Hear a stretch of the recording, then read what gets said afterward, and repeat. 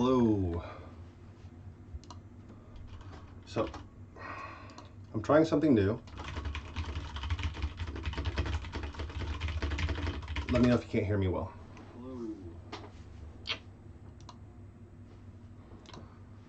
Okay, so I haven't worked on this project since the last stream, so it's been a couple weeks. So I think it might be a good time to kind of go over what's already been done and the things I've done since then. So I have made a few improvements offline that would have not been fun to watch and talk about, but nonetheless I think they're pretty cool. So first, let's take a look at the actual game. Now, this looks a lot better in my opinion. We went from the regular text to kind of like an ANSI thing because there's just this package that really easily supported it, so I threw it in there. And it looks like Tetris. As you can see, I put in the different tetraminos and I gave them different colors, and it looks like Tetris. So I think that's really cool. We still don't have an end game condition or really any condition. It just continues to do this now. And there's nothing to be done because the second it spawns, it locks into the matrix. So let's take a look a little bit at some of the changes. So let's see your user interface, display. So I created this concept called an ANSI display, and it just knows things like wall thickness and other types of things that will help me render things in the future. So if I want to render two side by side, I can do that much easier now. And it does things like calculate padding. It knows how to render, so it clears the render matrix. So that's like this in-memory chunk of information that just gets wiped at every render frame. And then we're going to blit the walls. Blitting is a term that comes from writing something directly to video memory, and that's how I started programming game stuff. So for me, I still think of writing something to like a buffer or something like that as blitting. So I'm just going to keep using that language. So we blit the walls, and we do some little calculations. It's fine. It's a lot simpler than the previous stuff, despite everything, because thankfully we have actual like vector classes and stuff like this to do the math for us. So it's not a complicated thing. Then we blit the minos. And blit minos is like a generic function that can blit any number of minos. In this case, it blits all the minos in the matrix. So the matrix has been modified so that it contains a mino bag, like a collection of minos. And those minos in themselves have been modified so that they know the name of their shape. Shape name is a new concept, but it lets us do all kinds of stuff. I just went ahead and implemented it because I wanted color. But this is the general idea. The shape have different names. There's none. There's L, T, J, O, S, Z, I. Now we'll also have one for the ghost piece. So these can be identified separately. And let's say you have like a T block come down, and then you clear a couple lines after the T block's in the matrix. Then it's going to leave like maybe one little mino, but that mino knows it's a T block, so it can be rendered with the right color, which is super fun. So we have shape name, and those come from tetramino.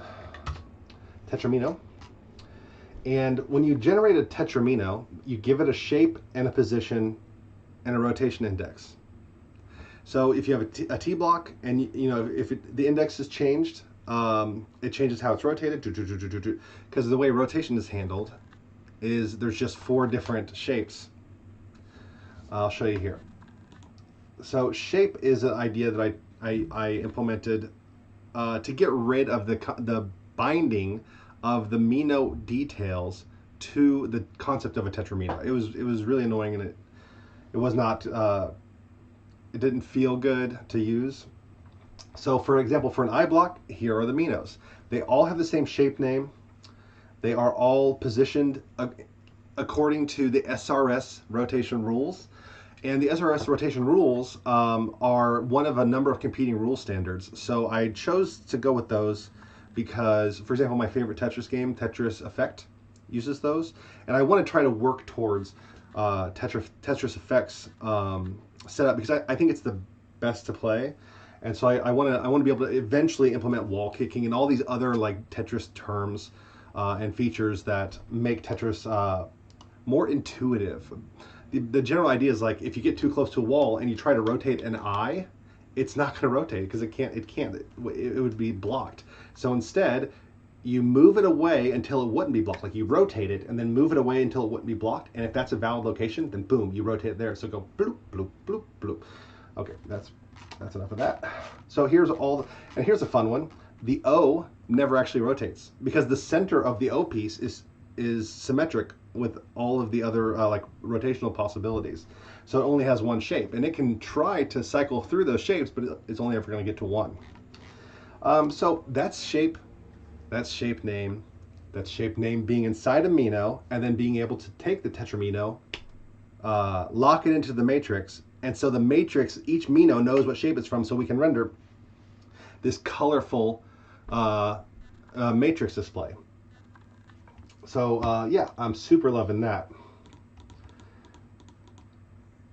Just to show you though, real quick, let's see, what else do we have here? Render with characters, SRS Tetramino colors. So these are the Tetramino colors. I just copied them off a website. Terminal specific. Okay, that's it. That's enough for now. What do we want to do over the course of this day's stream? I have priorities, but it's very likely that we're not going to be able to get to everything, and that's okay. But here's my priorities. Why? That's interesting. Oh, it's because of this. Okay.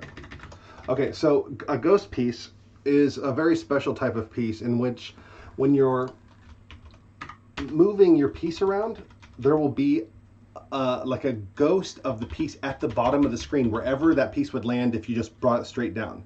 And that helps you aim where the piece goes. Now, a lot of the modern features of Tetris are features that make the game easier. And I think that that's good. Some people don't, but that's okay. So let's see here. A ghost piece is super nice, and then a hard drop. We hit up, and what it'll do is it'll place the current Tetramino at the lowest possible position, as if we just went down as far as we could and stopped. So it'll immediately lock it into place. Basically, the Tetramino ends in the same place as the ghost piece. So the ghost piece is like tracking you back and forth so you can see where the piece is. And then you hit up and poof, the Tetramino replaces the ghost piece. And so at this point in time, with the be able to move it back and forth and rotate the piece and have the ghost piece so that you can aim, and then hard dropping it and having the line clears, we are super far. And let's also go ahead and implement game over. I think that's nice. Then after that, we can implement a line score because we're already clearing lines. Counting the score is not going to be difficult. We can display the score, and then if there's time, we can make it so, like, for example, if you get 10 line clears, you go to level 2. 20 line clears, you go to level 3. It's arbitrary. We can make it whatever we want. And at each of those levels, the pieces can drop faster and faster. Now, one thing that's worth mentioning is that there's a lot of design decisions in here that if I would sit down and kind of go into it, I would change it how it works. For example, there's some processes on the outside of the game boundary that I would put on the inside. That's not something I'm going to do now. What I want to do is get more or less feature complete, then make it sparkling beautiful. It's already going to be pretty nice, but make it super beautiful at the end, and then just boom, here's this open source Tetris clone, and it'll never be popular enough for the Tetris holding company to ever come at me but they do very carefully control that IP. So let's see here, where to go. Ghost piece. Now, is ghost piece just a display thing, or is it in the game? Let's see here. Frankly, I think it's just a display thing. It doesn't need to be in the game. It doesn't have anything to do with any game rules at all. So if we were to render that, where would we put that? Is it in here? Render. So we clear the matrix, blit the walls, blit the minos. Now, before we blit the tetramino, we want to blit the ghost piece. Why? It's because the tetramino should always obscure the ghost piece if it passes in front of it. So it's like doop, doop, doop, doop, doop, doop, doop, doop, and it covers up the ghost piece and locks into place. So we'll go ahead and blit that. So, but if there's a tetramino, then we will blit ghost piece tetramino. Blit ghost piece for tetramino. All right. Now, in order to do this, we have to, one, determine what the piece's position, and two, just write it to buffer. That's easy. Okay, and how can we determine the piece's position? So, do we have an instance of the matrix? We do. We have the render matrix. The render matrix is not what we're looking. We have the matrix position, total size. In here, we get the matrix. So we need to pass that in. Tetramino matrix. So we have everything we need here.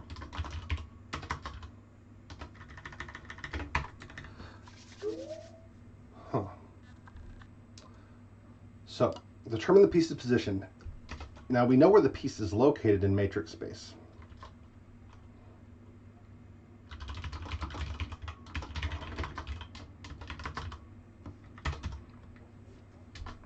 And we have the matrix, and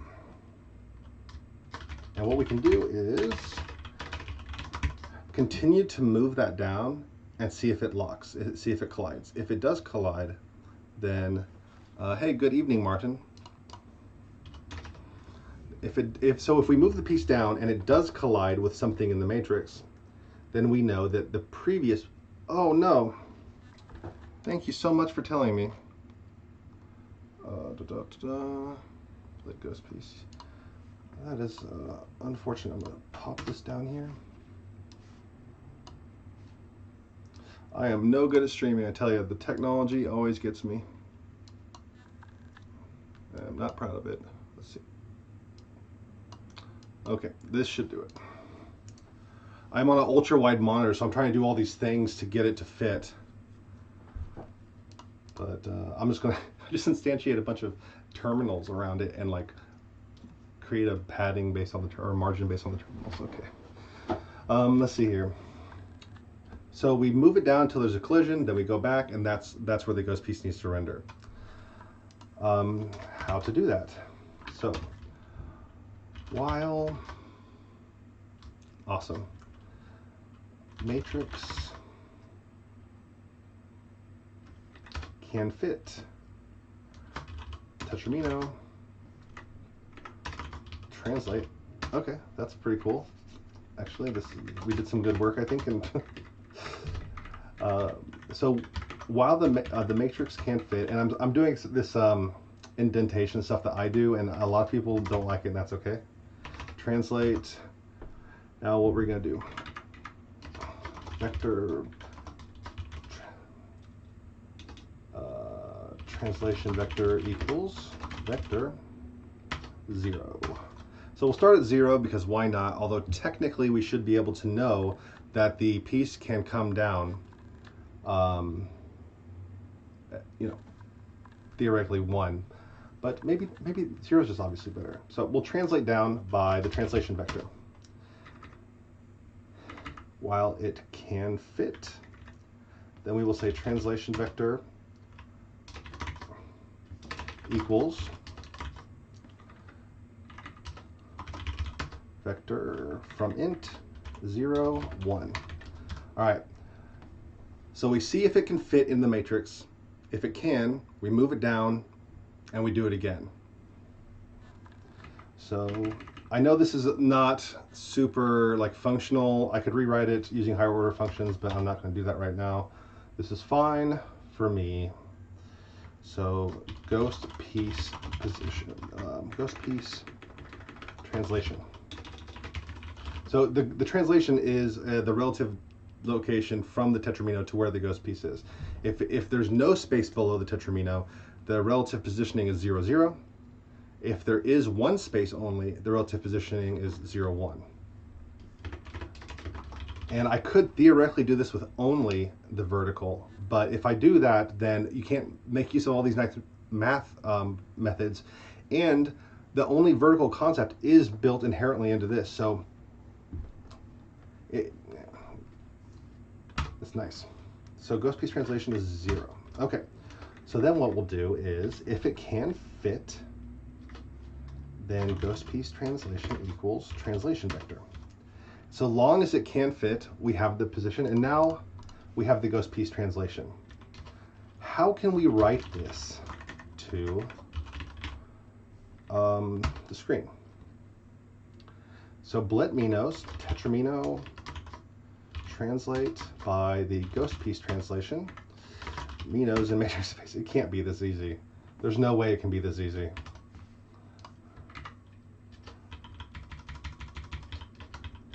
I feel pretty good about this.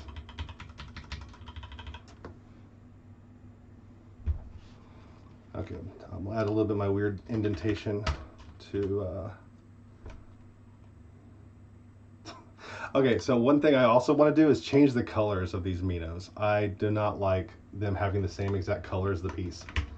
So I need to come up with like a gray color. What is the best way to change the minos?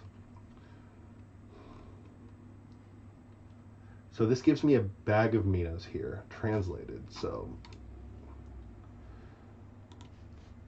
then in here, do I have the ability to translate to different colors? Change mino shape, maybe. Okay, we'll just do this. Change shape to shape name. Mino, or self. I like self better. I can see why one wouldn't. So each of the minos has a shape name, and that determines how it's rendered, because there's no fundamental rendering idea. There's no, it's not in the system inside the engine. It's not a specific color. So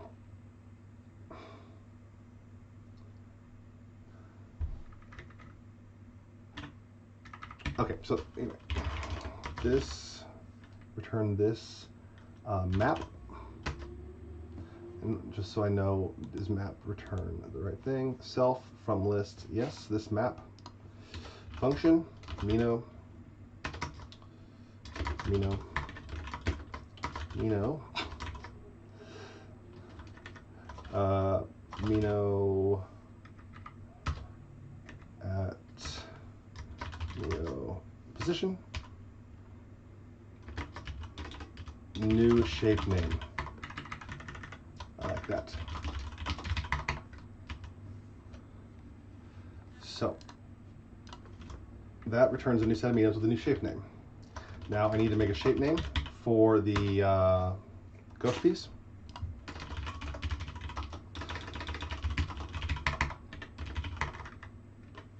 By the way, if you can't hear me clearly, let me know. I have a better setup, but it's nice to not have the headphones, but I could tweak it. These strings don't actually mean anything. They're like enums, but I like to look at them because they are easy for me to understand.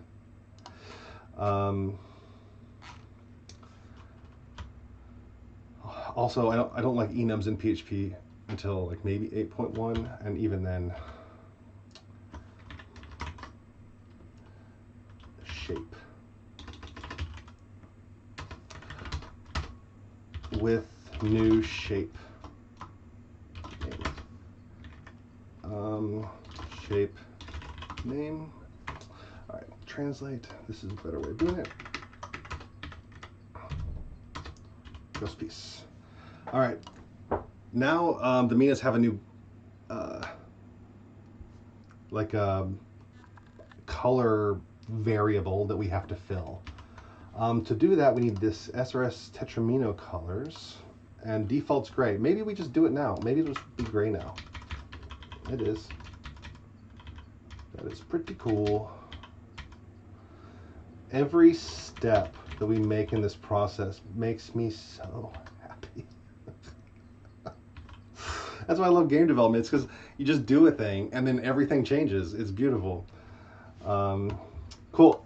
Now, we implemented a ghost piece in totality, and it was like, what, 10, 15 minutes max?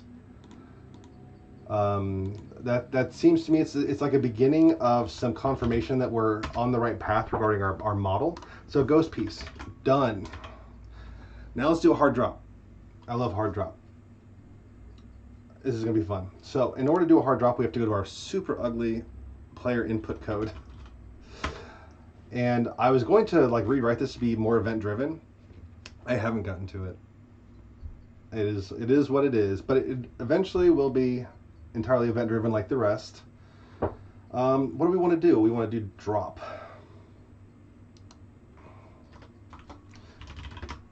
And that will be Dvorak hard drop. And then we have case, and QWERTY hard drop is W. And then break. And then we will do game hard drop. Let's create that. Void. Let's move it up with the movement functions. Okay, here's move piece. All right, we can't hard drop if we don't have a Tetramino already. Let me know if you can't see any of this stuff, because I'm like super unconfident about the shape of the screen. Now we translate it. So we basically just do the same thing as the ghost note. So I'm gonna go over there to ANSI display, and I'm gonna say, copy this stuff. Translation vector,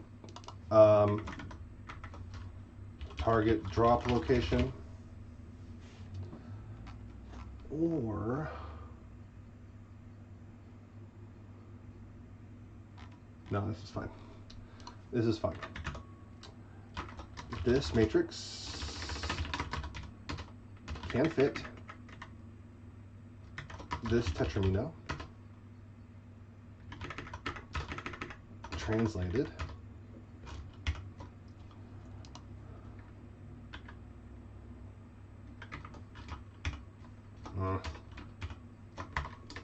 not super happy with how that lines up.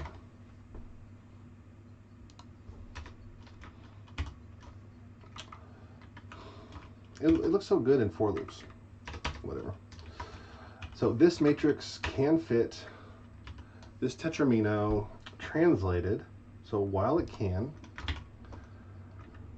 oh, is that why? No. Oh, we're missing one.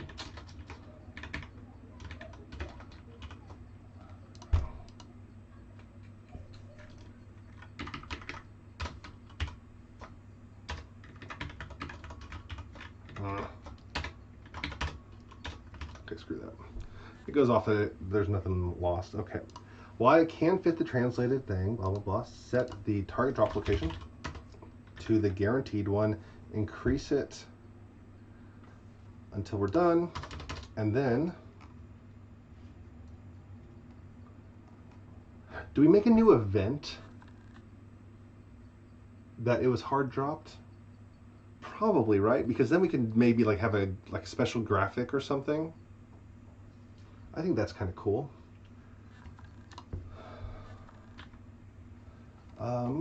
So where's the gravity? Because we need to be able to lock something into place.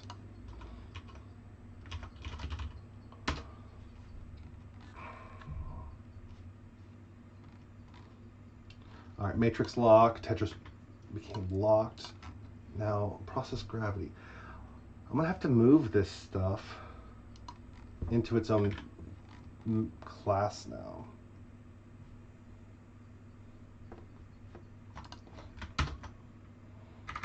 Extract method. Lock Tetramino.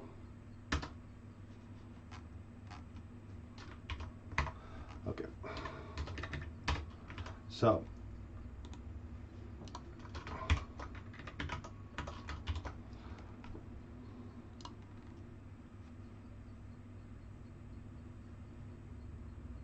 let's put that back into the gravity one.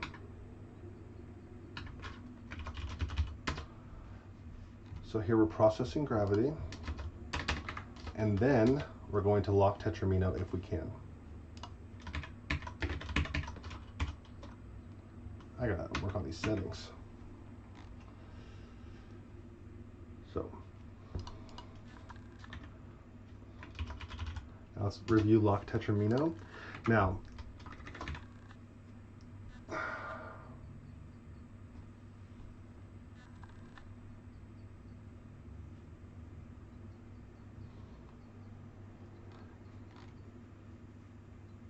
clear lines. Okay, it checks for clear lines. The checks for clear line could be in its own method as well if we end up in that direction.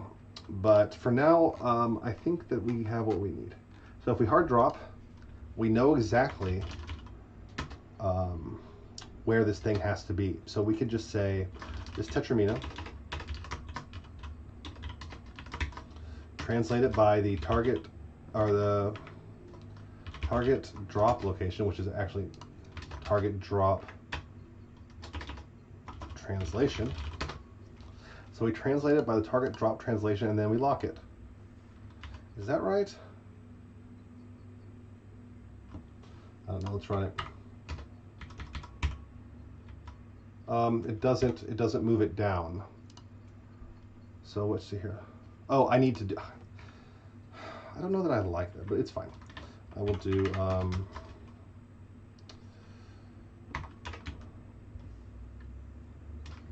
well, this lock tetramino is using this, and it shouldn't use this. It should use what it's given instead.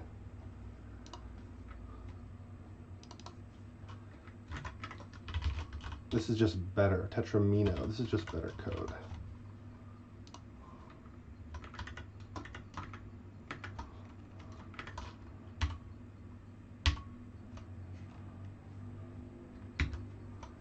Okay. Now let's verify that this doesn't negatively affect the process gravity.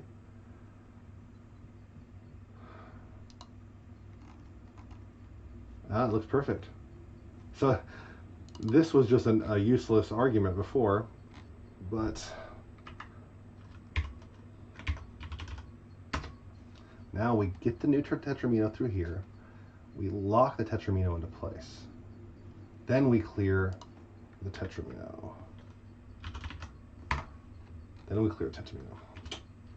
That's good. The active, the one that the game's playing. Now let's see if we broke something. All right, we have fast drops, hard drops. That's pretty cool. Game dev's easy. Okay, knocking these features off. Hard drop. So now that we can hard drop, we can do fun stuff like, we should be able to game over. So what does the game over look like? So we have to decide what the right thing to do is, because real Tetris works like this. There is 10 Mino wide matrix with a 40 Mino wide or tall, it's 40 Mino tall matrix, but you only see 20 tall as the play field. The rest is cut off. It's invisible. It's part of a memory buffer only. And so the idea is when you spawn them, you can spawn them just barely off of the screen, and it still has the same rules. It doesn't have to have magic rules for not yet spawned stuff. So if stuff gets backed up, you can still go around pieces that are near the top and be able to navigate those. I'm thinking what I'm gonna do is just go 20 high on the matrix, just like we already have, and we'll implement the game over condition. And someday, if we care, we can go and boom, pop that buffer open and play with it a little bit. So let's go for game over. Do we have an event for game over? We don't. Probably looks a lot like this. I like that. Let's do this. Now we'll copy the inside.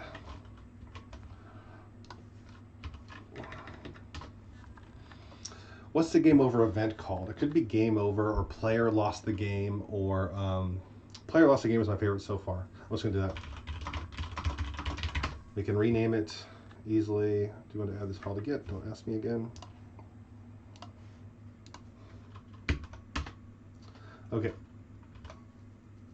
that's done. So we have a player lost the game event. And what do we have to do? We have to probably, what if we do this? What if when we spawn the Tetramino, we say, is it already hit by that matrix? Is it already overlapping some of the matrix? If it is, we update the internal game state and emit the event.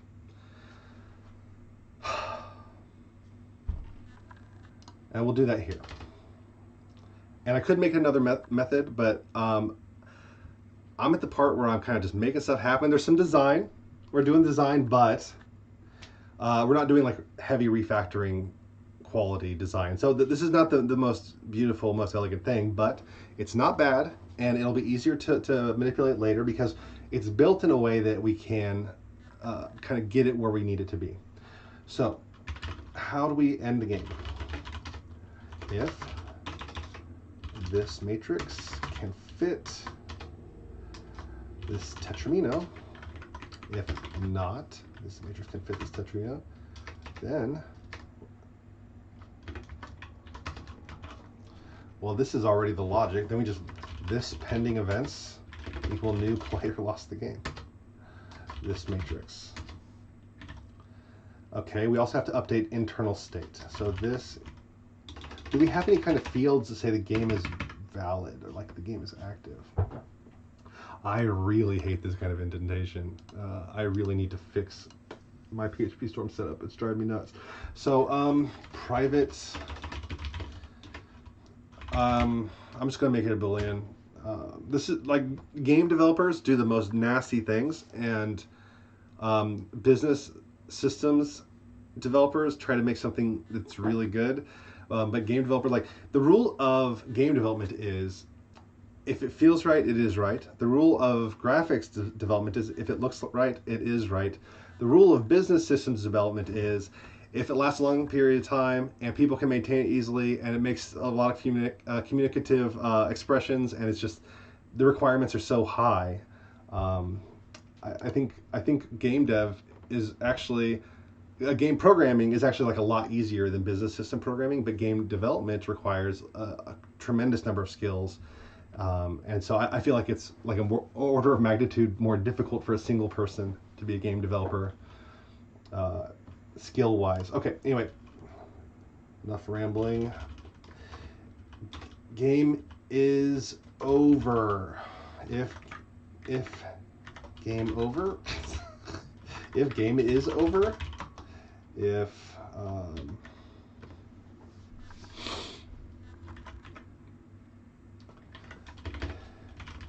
yeah, this can be changed. Okay, so it just starts false. The game,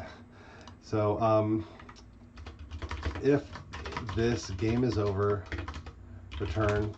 And I can do this on a lot of them. So it's actually like a modeling heuristic that if I have to go through and add these to every single method, that I'm not accounting for some state change in my model. So this is something that when it comes time, to refactor, we're going to make it actually beautiful. We still want to flush events. Start is irrelevant. Lock Tetramino is private. Okay, were those all public functions? Public, public, public, public. Okay, so theoretically, if the game is over, you can't interact with it anymore. It stops processing gravity, and we stop getting events. Let's see if we broke anything. Pop, pop, pop, pop, pop. hold on, what's going on? It's doing something. It doesn't seem to be locking. Okay, so let's look at this. If it can fit, then position it, and then distribute, and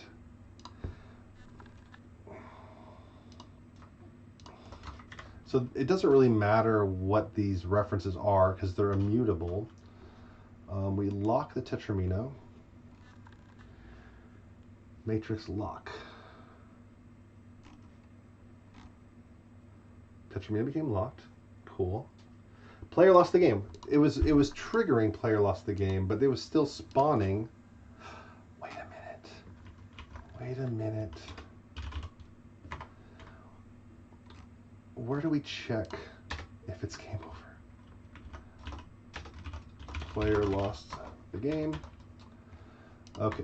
If not, matrix can fit. Player lost the game. Yeah. Ugh. That makes sense. I hate debugging stuff that... Okay, well... Yeah.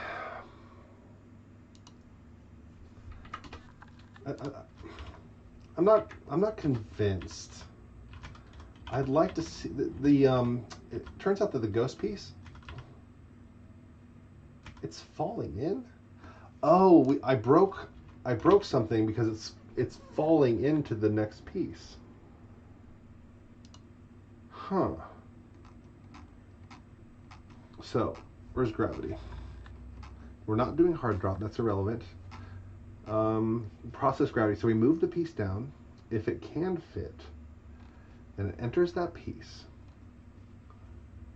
and stops. If it can't fit, then lock the tetramino, the one I pass in. This matrix equals this matrix locked to tetramino. Tetramino became locked to tetramino.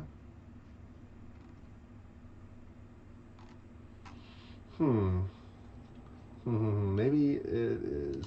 I can't decide if this is not working or if the display is not working. Blop.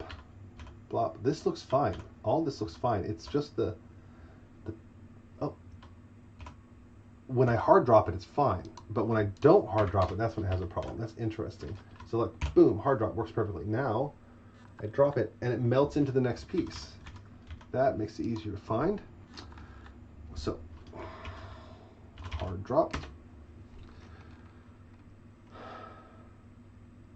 It locks the tetramino in the correct place. And the other one, if it's just by gravity, it locks it one piece too high. It's like not moving it.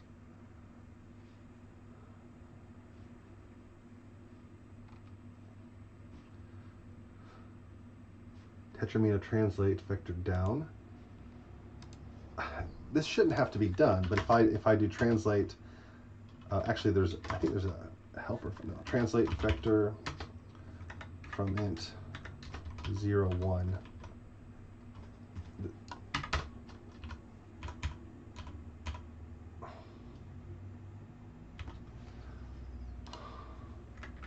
-1.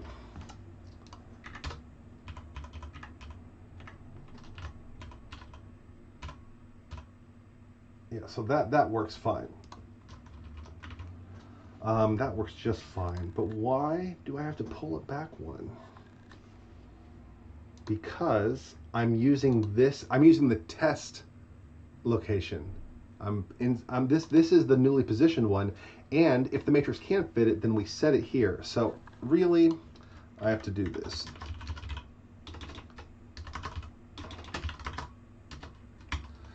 And that should fix it.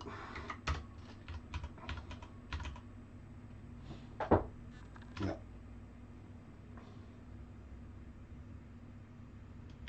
Okay.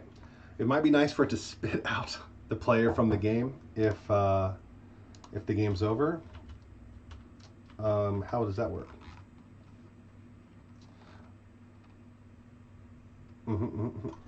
Flush events. Now, what processes do we have? How about new close program at game over? So it implements event listener.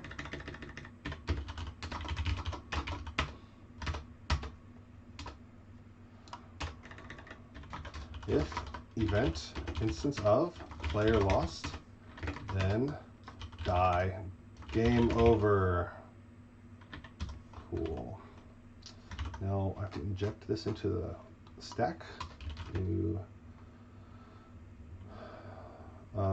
game over. I can't remember what close programming game over. All right. All right. Cool. Let's do a really nice kind of something that looks good.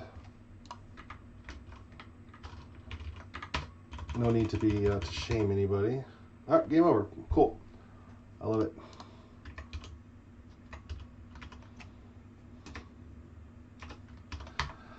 Okay. Boom. Game over. So you can play, and then you lose. We're crushing these requirements. All right. Pretty cool. Now, what's next? Line score. So, line score. The line score is a game concept because it determines what level of the game you're in. So, what if we think about, okay, is line score the idea? Is the level the idea? Does the level and the line score go together? I don't mind combining them. I don't want to use an integer. I want to use some object that is going to be able to... What's VAW?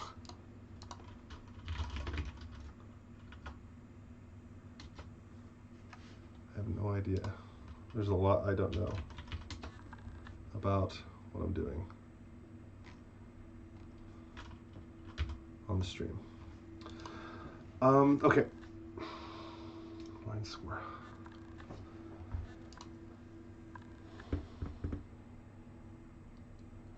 I was going to make it a class. Can refactor it later. That's super important.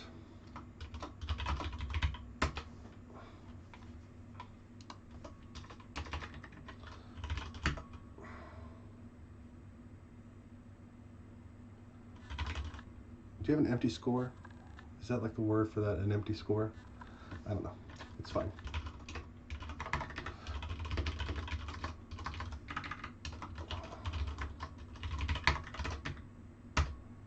Oh wait, this is PHP 8. Sweet. Okay.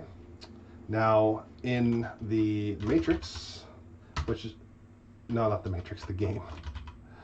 All right, in the game we have a score. Private line score.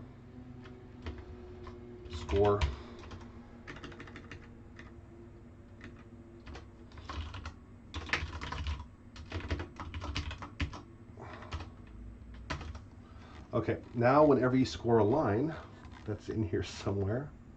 Rotate piece, spawn tetramino, flush events, lock tetramino, clear. Really? So it'd be under process gravity, it'll be under lock tetramino. Remember I said this would probably come out into its own class. Clear lines. Now this is super procedural. It's like it's not, this isn't, I'm not super proud of this. This is a bunch of methods that call other methods, and they don't represent anything except for like a procedure of like a sequence set of state changes, essentially. Once we get a little bit further, like maybe like in the next stream, I'm going to actually start refactoring this and like use actual object modeling design techniques so that we can get something that is more elegant and actually maintains better also. Check there if there are line clears. If matrix can clear lines, cool. Lines to clear, cool. Let let's do this. Line score equals this score plus count lines to clear. So we need to be able to add self, return new self, this score plus count.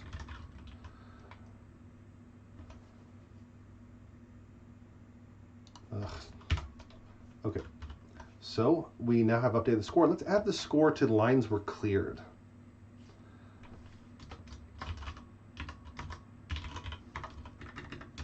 And we won't worry about making it faster for now. We'll just update the display, have a score.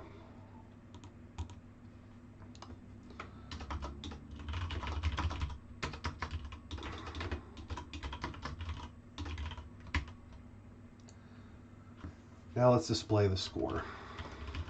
ANSI display.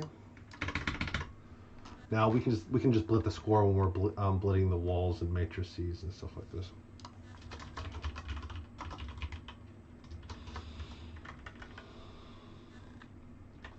Render.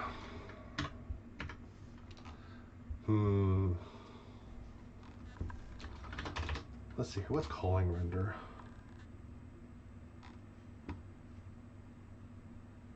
Does it want to render everything?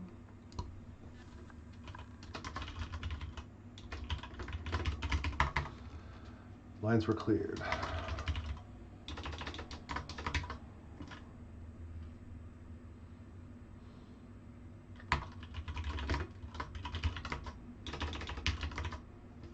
So, when the lines are cleared, set a local score variable. So we have the local score variable here, private line score. No, we can just do private int score. That's better. As a matter of fact, a lot of these things should be not domain objects, but fine. We update the score, we render the score. The score is always going to be available because we initialize it to 0. Now we ask for the score, int score, and then we're going to render it. Blit walls, this blit score.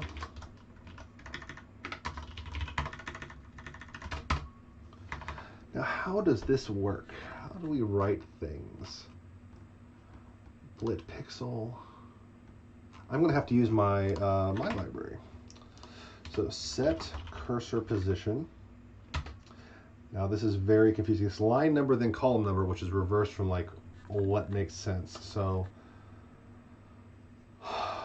let's do it like down is 20. Let's do it down half of that, -1. And then over, it's 10 wide, but I'm not sure how many wide characters this is because it's kind of smart about what it does with these characters. I'm never going to be able to tell. I'm going to hard code it and then just tweak it and echo score. Let's find out what happens. Typed property score must not be accessed. Render with canvas 64.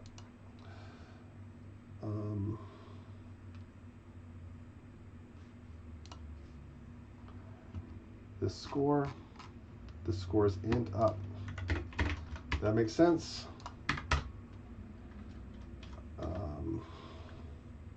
Okay, I can see it's blinking like right here in the middle of the playfield. So it needs to be over more.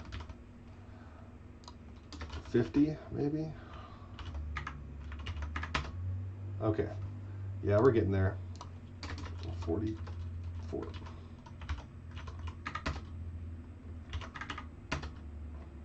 Yeah, I'm okay with this. Let's do this. 41 and then echo score. And then 1 down, of course. Is that, now let's do it 1 more to the right. Okay, so we have a score. Let's see if it actually updates.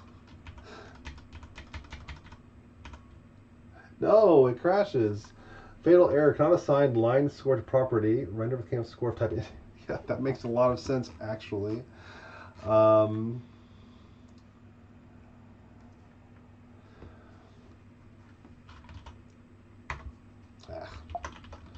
render canvas. Score is an int, but when we assign it, we need to get an int. So this toInteger is fun. I just want to mention that just something that's really important to me, and I bring it up every once in a while, so I'm sorry if this is really redundant, but there's this concept of a platonic ideal, something that can't happen, that can't exist in like our universe, right? There are these philosophical ideas, like there is a universe where things exist with it out of platonic ideals, like so like true circles like can exist, and then there are these degradations, and the universes degrade from universe to universe, and then our universe is so degraded that we have the idea of a platonic perfect circle, but we actually can't have one in existence. It just can't exist. But in this case, we have this platonic ideal of this line score, and then we represent it with the name line score. And then you can build a score object from a 0 or from any number, and then cast it to a number. And even though you can do that, even though you can build this platonic perfect concept of a line score from an integer, the integer is necessarily a derivation from the abstract ideal of a line score. So even if you return this integer and you can build a new one, the integer is always like an inferior form of the idea of a line score that is represented by the object that this class will build. So like this class isn't just something to get something done. It represents a real meaningful concept. And then once that concept becomes an integer, then that's just dirty. That's just, it's useful and we have to use it, but it's less perfect than the actual abstract concept. Okay, so line score. Can cast it to an integer. There we go. Let's see what we got. Okay, we have a score. Let's do one of these things, one of these things, one of these things. Aha, look at that.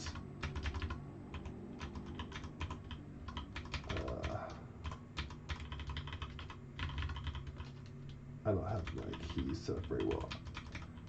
Give me one more line. Okay, we got score. We got drops, we got game over, we got line score. And it has been all of 55 minutes. So we're cooking.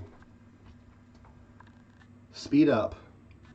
Now, I don't even know if we can do this with the current setup. So let's go clear up my workspace. If we look at the Bootstrap, we will see that there is a non-blocking timer, a gameplay timer. And this timer says that every 1/5 of a second, no, that can't be right, can it? Is it really going that fast? 1, 2, 3, 4, 5. Yeah, every 1/5 of a second, the piece goes down. So this gameplay timer is really more like a gravity timer. Probably should call it that.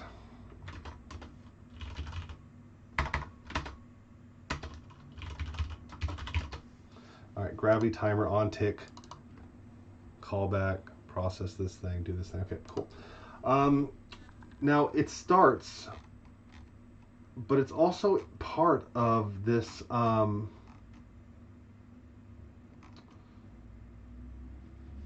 yeah, it's calling this over and over and over again. But how can I change the speed if this is outside of the class, of the game? I feel like I need this inside the game. I need to inject it into the game and then be able to control it from there. Or the game itself,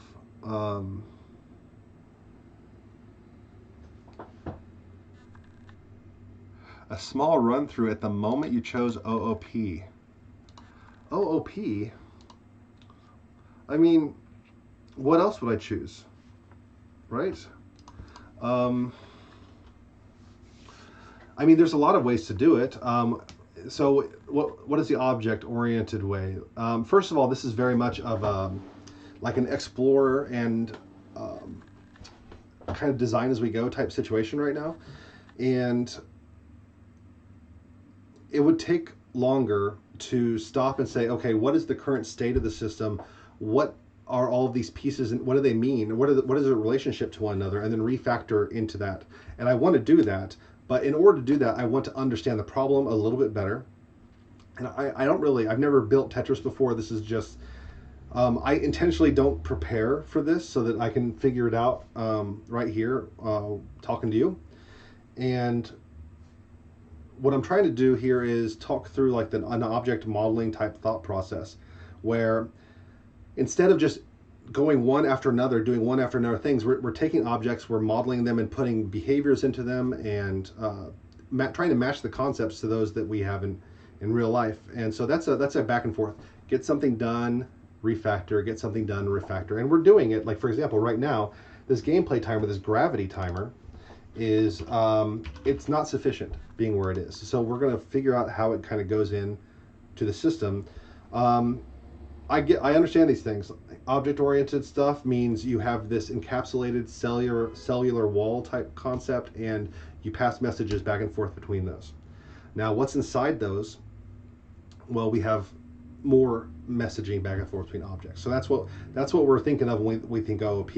I think is what a lot of people are thinking of. For me, it can be that, or it can be, for example, what Erlang does, which is it's a functional language. So it's declarative, and it puts kind of like it puts data through functions instead of functions and data together, but it has this wall around each of the components, so it's very object oriented in that regard. When you ask me how to choose OOP to create Tetris, maybe you mean how I chose PHP to create Tetris, and I just think it's funny. Like I know PHP really well, and hey Steve.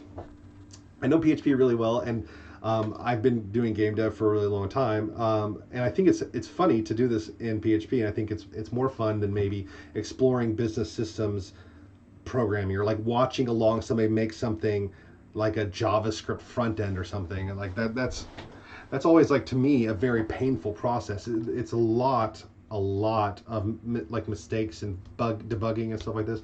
I want to get to something fun. And to me, it's like, okay, how can I make a game? Because that's, to me, the fun thing to make. Yeah, sure, okay, making systems for anything can be fun. But that was my thought process behind why did I choose PHP, why did I choose OOP to do this. These are things I know real well and things I want to share. And I think it's a lot of fun for at the end of the process. Here we have this it's going to be like really clean Tetris in PHP that people can just download. I think that's funny. So kind of back to what we're actually building though is this gravity timer is on the outside. It doesn't need to be on the outside. So what do? Do we instantiate up the gravity timer on the inside of the game? Or do we pass in a timer from the outside? Like an interface type thing where we pass in the interface. So the argument for passing the timer in is we can pass the timer in and let the game manage that. And that's probably what we'll end up doing. It should be kind of an interface so that we can do testing or whatever. And we might get there, but I'd rather complicate things as we have a requirement for doing so. If this news up the timer inside, then we can't exchange this timer for another implementation. Do we have to think about that always? No. But it's cheap and easy to do so, and it's bootstrapping together a bunch of components with object composition is really easy to do. So it's not like it's an extra cost. What is it? Is this non-blocking timer a concretion? It is a concretion. Do we make it mutable? Yeah, okay, let's make it mutable. I don't always want to do that, but maybe it's okay here, because then we can, if we make it immutable, we have to be able to create a new instance inside, but it'll create a new instance of itself, so it'll just replace it. Yeah, I definitely think it should be injected. We'll inject it and we'll make it immutable. And how do we start? We have this timer. And let's just figure out what the speed we want really quick. Maybe that's a little too slow.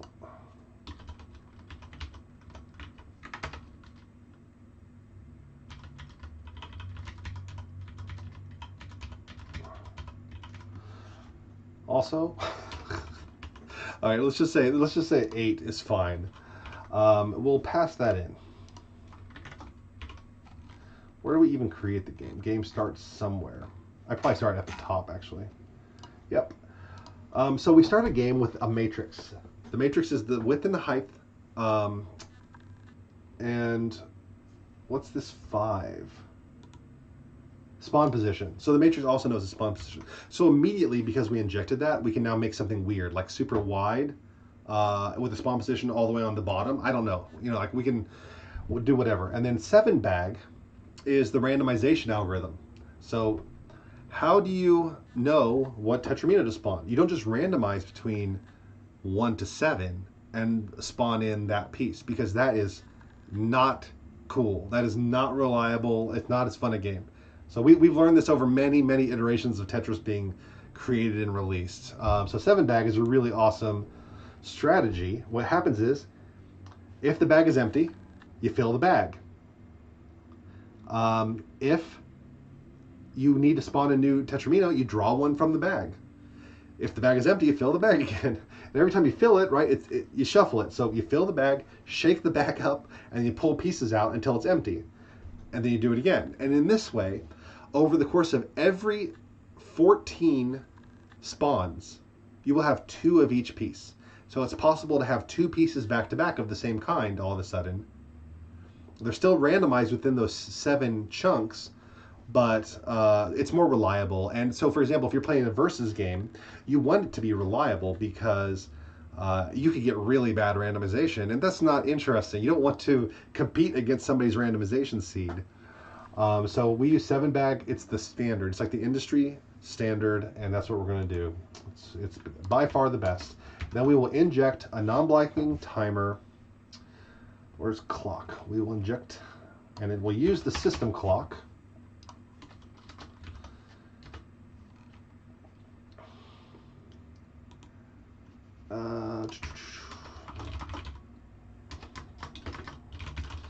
Gravity timer. And then we will do gravity timer.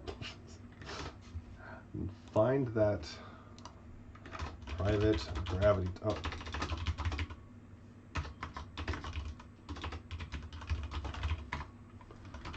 Oh, I hate that alignment. Oh, I hate it so much. Okay. I gotta make a note to fix that. My phone's busted. Okay, but we have a timer. And currently the timer starts right away.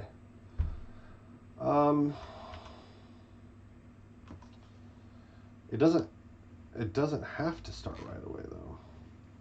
So we're going to remember these things, and then we're going to get rid of this. Now it's a little bit better. Is there start? So the game starts when it starts, and it says game was started, and that's just how it goes. So right now there's not like a position before when the game is constructed before it starts. So it starts right away, which is fine.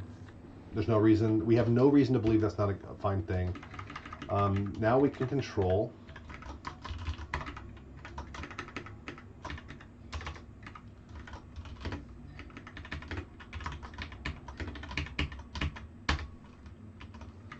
All right, so on tick, we process gravity, then we start the timer. Is it going to work? Doing these manipulations without like the IDE, without like all the like the refactoring tools and the other manipulations that it can provide, it's like I'm like programming in Vim or something. It's like I'm I don't know, just some primitive system, and it makes me nervous. Called a tick of code. Okay, tick. I get that. On play.php 97.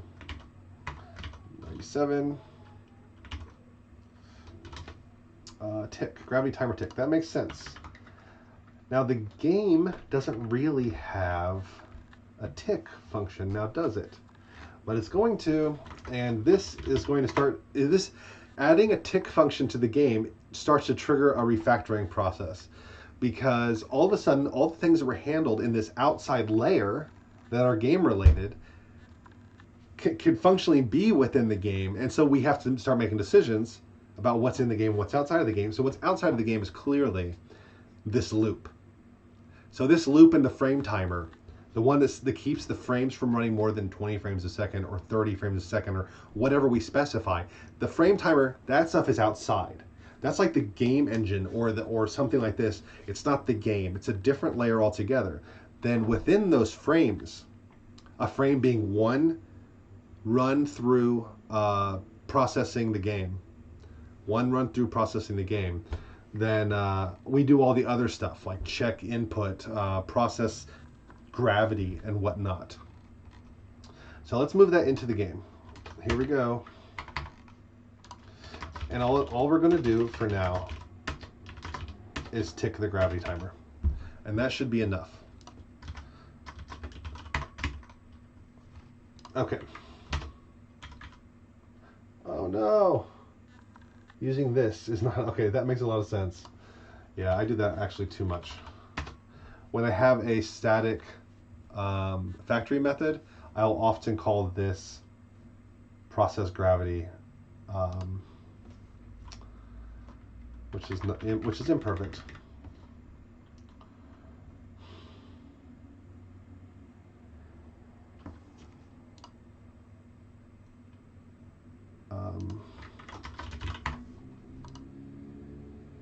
Does this run the first tick? No, it does not. Okay, so that means I can take this game process gravity and make it private, since it's only being called from within. Okay, we did it. We have a timer. And we have game over. We have all the cool stuff we did. Now, we have to decide how we make this thing speed up. So here's an idea.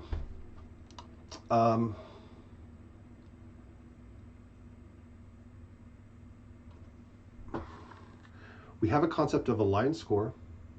We have a concept of a player's level, like level 1, level 2, level 3, and those levels correspond to a speed. So do we model all those ideas, or do we kind of bring them into like one concept? Like line score maybe also has level stuff, but maybe we want to be able to control the distance of number of lines between levels or something like that, for just for fun. Like this is us defining our own requirements. We shouldn't get lost in it, but at the same time, okay, I'm gonna do the thing where we just start simple, and I'm gonna make a game level. It's one of those beautiful abstract ideas.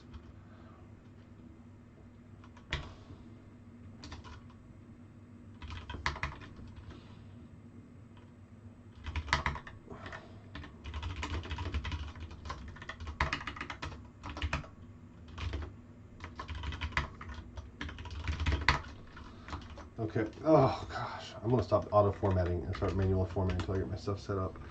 It just goes to show me how much I accidentally put my IDE settings into the project instead of the IDE. Would the line clear trigger a speed increase here? So here's the plan. The line clears make the score go up. The scores, a specific score situation changes the speed.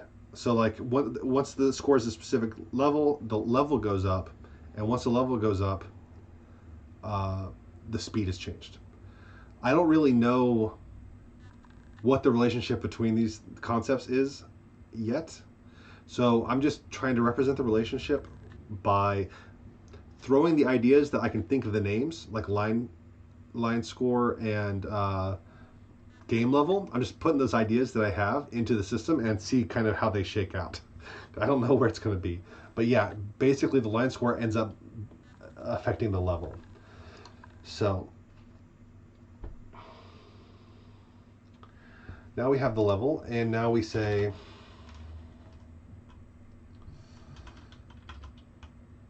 we have to be able to compare the score.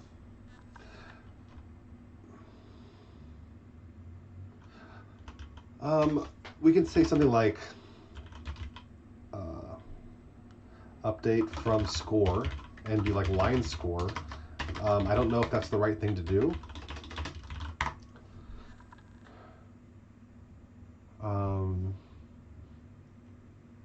I don't want game level and line score to just be like wrappers around an integer. I want there to be some meaning in them. So I can make a bad model, and I'm okay with that. I can change it later. A big part of the modeling is changing it later once you figure out what it's supposed to be or what it can be. Update from score. Let's do this. If score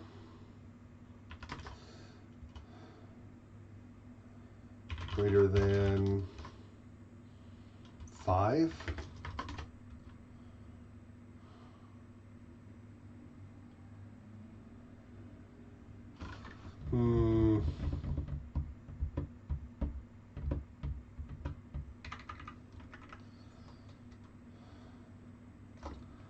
how to update this in a reasonable way. I'll just move the functionality out of it. What function?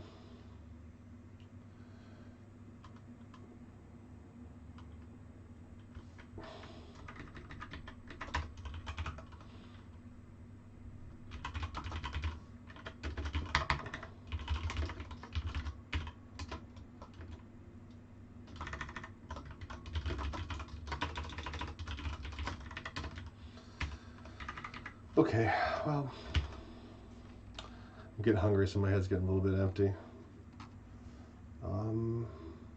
So after line's cleared, then we have to determine what's going on.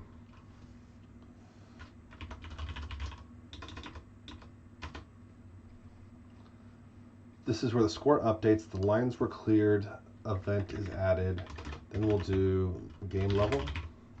And for now, I'm not going to raise an event. I just want to see the speed change. It's funny because I could actually like event source this whole game also. Like it would just be like moving the state and the guards into different sets of functions. So that might be a fun thing to do. Like maybe like at the end, like when I'm like literally never going to add another feature, I can make a couple branches, like an event sourced one, which is the same thing with their bits shredded apart. That would be funny. You could so easily like do over the wire stuff with this too. It's ridiculous. PHP is so powerful. Like PHP, like a lot of people talk smack on it, and I've used like 12 languages professionally over the past 20 something years. PHP is ridiculously powerful if you just want to be able to just do a variety of things that could be on command line or over the network. Just so good. Okay. Game level. I don't have a game level instance, so I'm just going to do this. Private game level. This level equals game level 1. Game level 1. Now clear lines.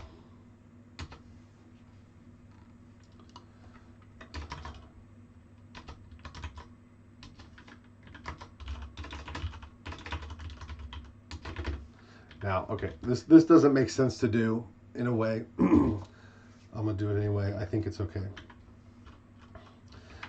If this score is greater than 5,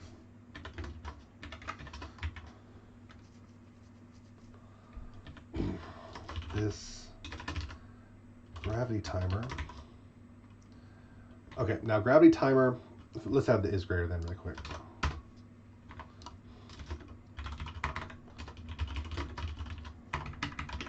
Int that if this score is greater than that, this score is greater than that, okay. Then now I have to make gravity timer, non-blocking timer, be... Oh wait, did I already do this? No, I didn't. Okay. Non-blocking timer needs to be able to generate a new instance. Huh. That I actually don't have to do. Okay, this is getting pretty filthy. Okay, if I have it generate... Okay, here's the thing. Right now, I could just create a new instance and plop it into place and it'd be fine. It would get rid of the old instance. Theoretically, it should be garbage collected. I'm not gonna think about that right now. But what I want to be able to do is to turn this into an interface and be able to put in like a different strategy later. So for that reason, I'm going to make this kind of formalized way to return a new instance. Public function.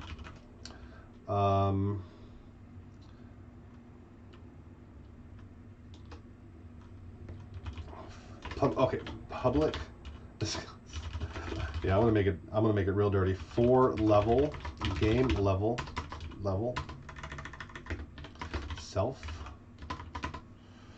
Okay, return new self. And what we got here? A clock. So this clock, and interval second level. Gravity interval seconds. Okay, now that'll be a float. As always, seconds are almost always float in game development. And then return. Okay, if this level, and this is going to be real dirty, and I can claim that you can see how this is cleaned up later. If this level is equal to, actually 1 makes a lot more sense than 0. If this level is equal to 1, then return. What are we starting with anyway?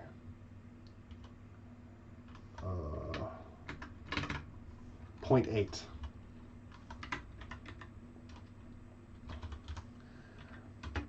Else, we have match statements, don't we? Match, return match this level. It's always hard to remember like what version of the language I'm working in at any given time. Now 1 is by default, and that's going to be 0.8. 2, I think there has to be commas. Yeah, 2 is going to be 0.5. I want it to rank up pretty quick. 3 is going to be 0.3. I'm starting to see how this should be built too. Public function level for score.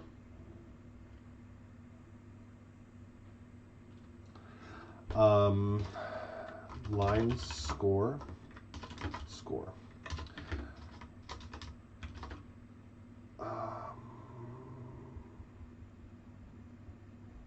Self.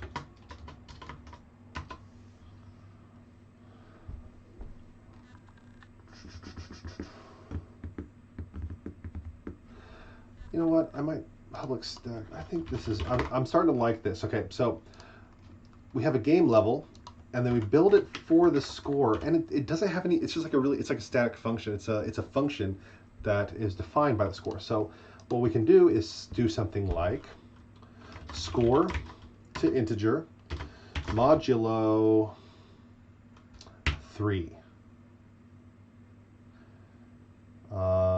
That's not what we want. We want to like divide by 3 and then remove the remainder, not just find the remainder. Okay, so here we'll do it manually. Return. We'll do a pattern matched.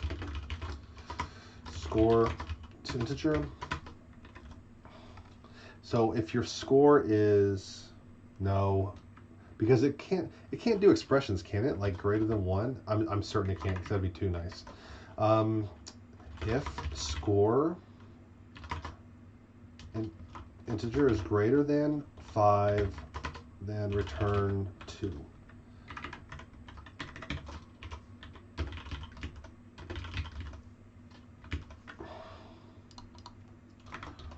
Now clearly this is not what we want, but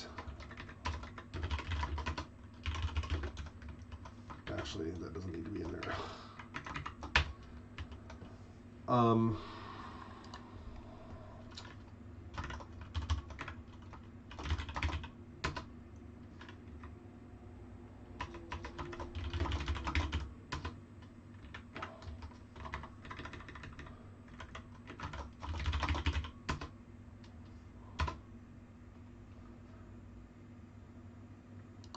What's the problem with this? It's already false at this point. Oh. Yeah, that makes sense.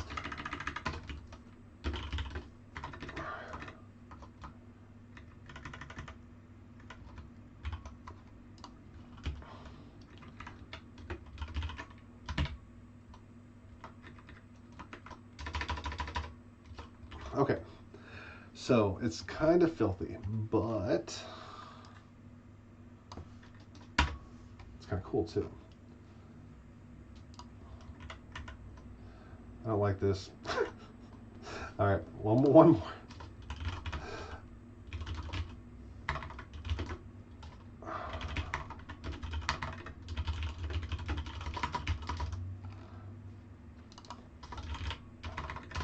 I like this better.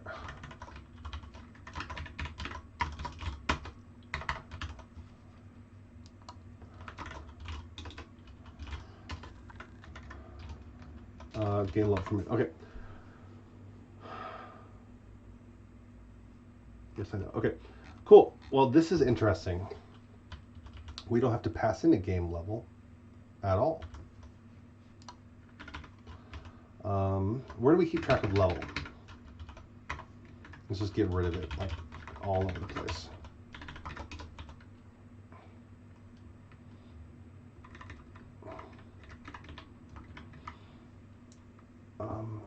Cool.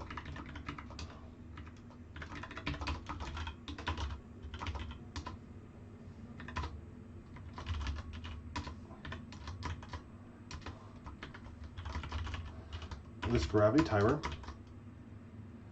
And now this is where we need to finish the non-blocking timer implementation. So, let's see here. So we have interval seconds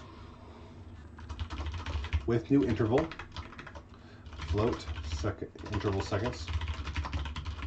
Now, return. This is actually not a static function. This is a regular function. And then we do interval seconds. All right, now unused element with new. Yeah, I don't care if it's unused. Leave me alone. Gravity timer equals this gravity timer with new interval. Okay. Now this is an incomplete solution. It's almost done. It's super almost done. But the problem with this now is that every time lines are cleared, it's going to do this. And we don't know if we want to increase, we don't know if we want to increase the level like that. So what to do? Let's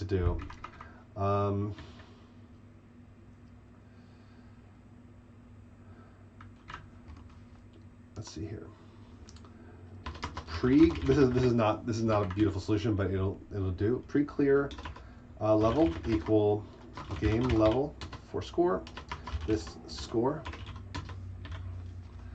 and then this is the post clears level. Now,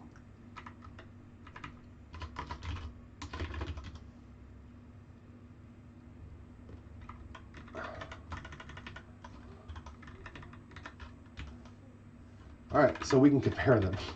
If pre-clear level equals post-clear level, and then put a not in front of that, then we can increase the level.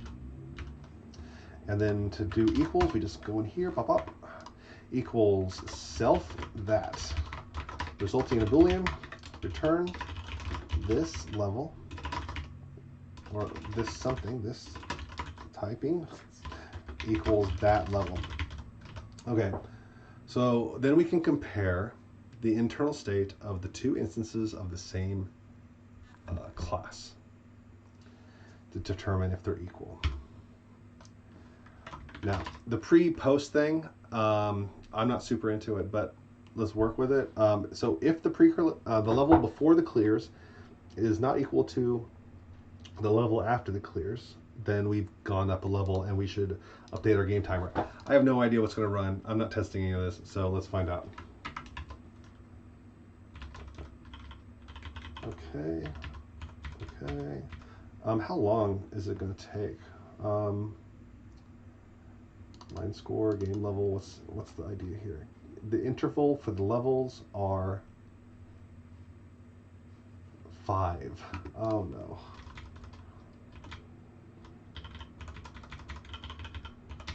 I better get working.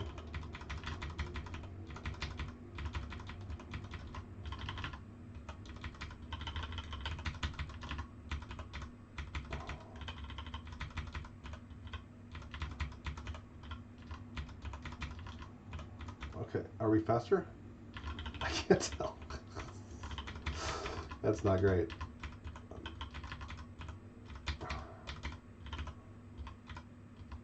It doesn't matter, that one's ugly anyway.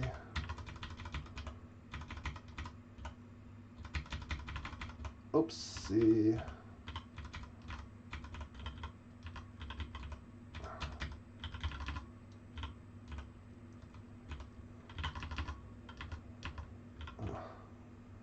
One more. Oh yeah, of course I do the dumb thing. How can I do that?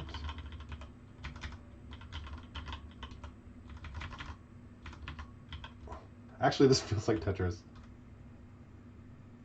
Is it? The gravity stopped.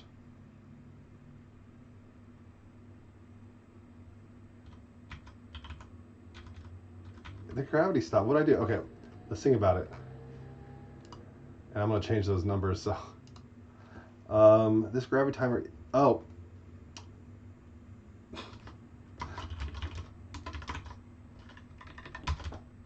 The timer wasn't started. Oh no. Okay. Where do I put all that behavior in the game level? Okay, that makes sense. So we start off at game level 1. If our score is greater than 4, it's greater than 9. You know what? No, greater than equal. I can't do the fake number thing. It has to be the correct number no matter what the operator is supposed to be. Game level 2. All right, I'm gonna just crank the speed because nobody wants to sit here and watch me play Tetris. Okay, your score is the number of lines. Yes, your score is the number of lines.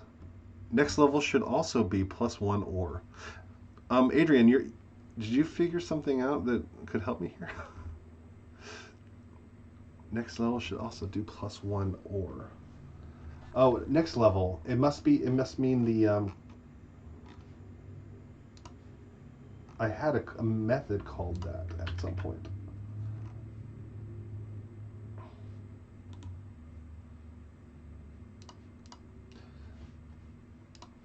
Yeah, sorry. Like in the Tetris, like if you play on the Nintendo, there is a score, but there's also a line score, like a line count.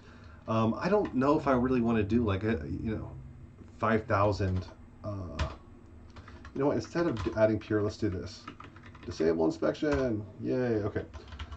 Now we're starting the freaking timer, and the score up is much more aggressive.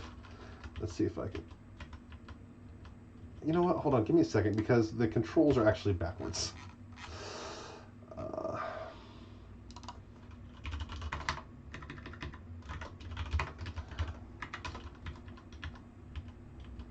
it's not really easy to tell with that one. Oh, that feels so much better.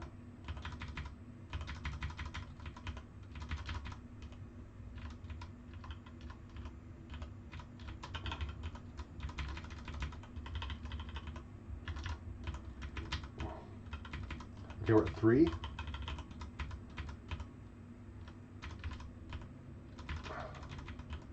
Now we're at 4. One more and we should get a beastly speed increase. But of course, I'm always going for Tetrises for some reason.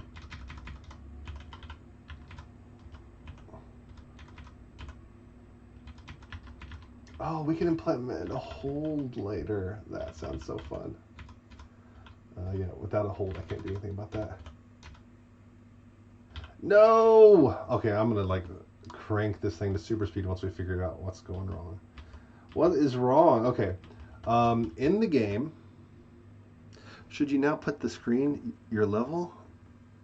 You know, you're right. We could render. Oh, that would make it so much easier. I didn't make an event when the level up, so there's no way to show. Okay. Events.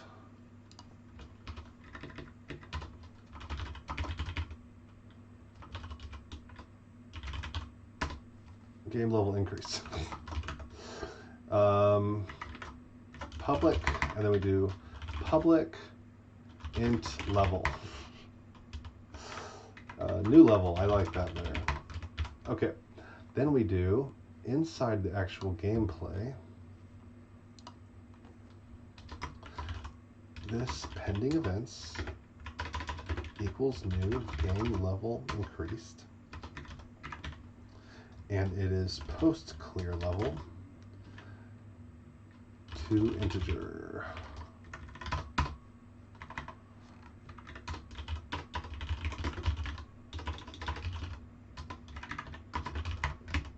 All right, now we can render it, and we can just copy this score stuff. And like, I guess we put it right above the score, right?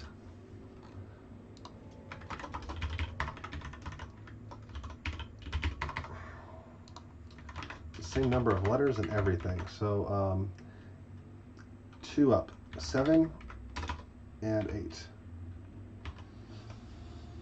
And it starts at 0.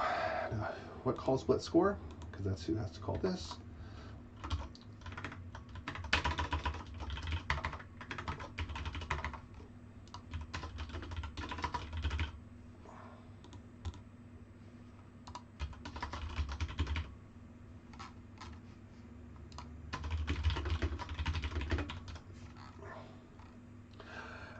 Realistically, we should put the level in the game start. That's going to be one of those things, like after the stream, I'm going to go through and like clean up some stuff that, you know, I've mentioned kind of felt dirty. And then when I start the next stream, we can get right to implementing the more fun features, like the hard drop and the cool stuff we did today. This is still running, right? The game is still running. I should have it clear this text down here, but the game's still running and it's not doing anything because there's no timer. Okay, so lines were cleared. The score's updated. I could also put this directly in this event. Oh, I'm not going to do that. I've already made my bed. Score. Game score. Game what? Game level increased. This level equals event. New level. All right. What happens now? Okay, let's really quick go and hack the system. Let's go hack the planet over here and make this, not that. Where's the game level? Okay, instead, we are going to start game 1, and when we're at 2 lines, go to game 2, level 2, and we're at 3 lines, go to level 3, and we're at 4 lines, go to level 4. And there's not 4 levels in here, so let's just do this. 3, 5, 8. Okay, so 1, 2, 3, 4. All right, we're at level 1. Oh, computer's kind of taking one for the team right here. All right, we're at level 1. Were we supposed to have a new level? Oh no, because did the score update?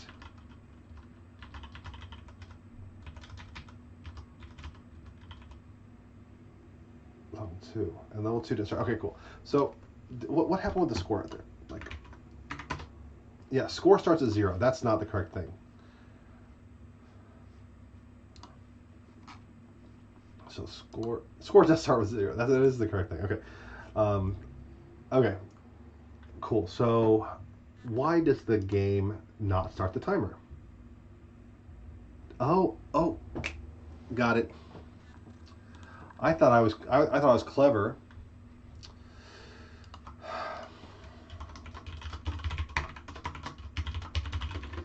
But I was not.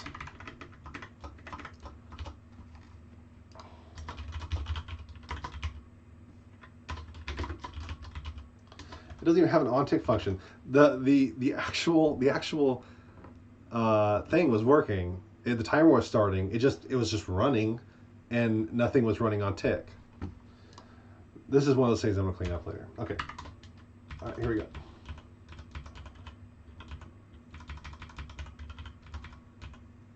Okay, one more, and we should have. Don't want a line piece. We should have a higher speed.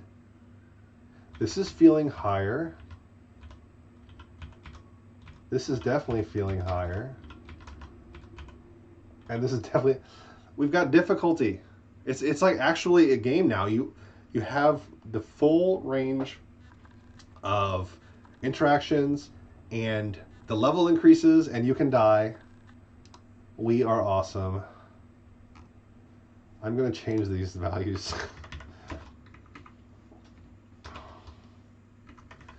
Now, wait. 5, 10. Now, there's something that is problematic. Could you also start inside? Yeah, you can. I'm not happy at all with how this kind of what's calling this timer and whatnot. Maybe it should just be all contained. Like you throw it in there and it handles. I think you're probably right. I think you're right. It's always weird because I'm trying to avoid state. Like I'm trying to avoid like all kinds of things that not being modifiable and whatnot, and things not being testable. Because what happens if you start trying to test this game class and it's creating timers? And what are you gonna do? Like you're gonna wait like 10 seconds while the piece falls? You know, like that's not a very good integration test, right? And I know that maybe you don't want to actually test that. Maybe that's not necessary for you to have enough confidence in the system. But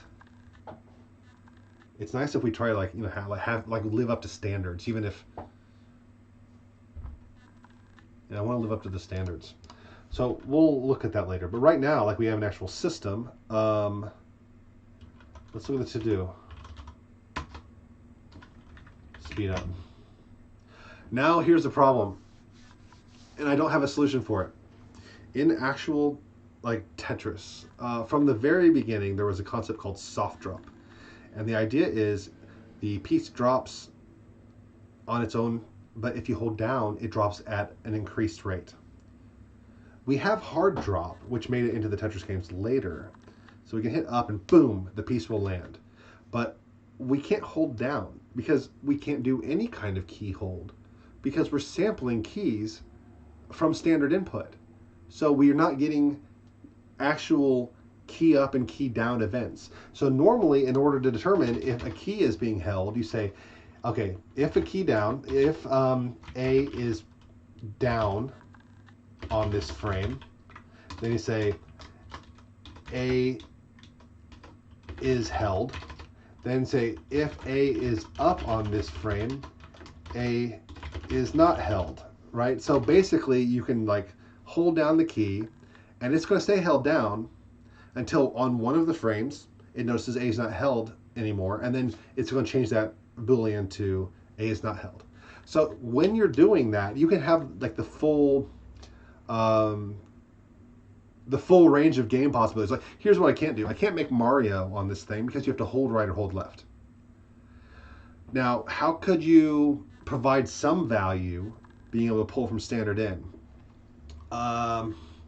Maybe if you hit down, it just like maybe it goes down a couple or something. I don't know. Because when I'm playing this thing, I am dying for some. See, like for this stuff, I would never even consider soft dropping. But like once everything starts to get higher, then I'm thinking, okay, I'd really like to be able to fit these things into place more easily, and I can't. But I tell you what, you know what I want so bad right now? The ability to put a piece in hold, like take the one and set to the side and spawn a new one, and then be able to swap them out of hold. So that's definitely going to get on the list. But this is awesome. We got. Let me fix this really quick. This rendering at the annoyance. Display events textually. display, and let's just say update log, and then we'll add string repeat uh, space 15. That should do it. Yeah, it's 15 is too much.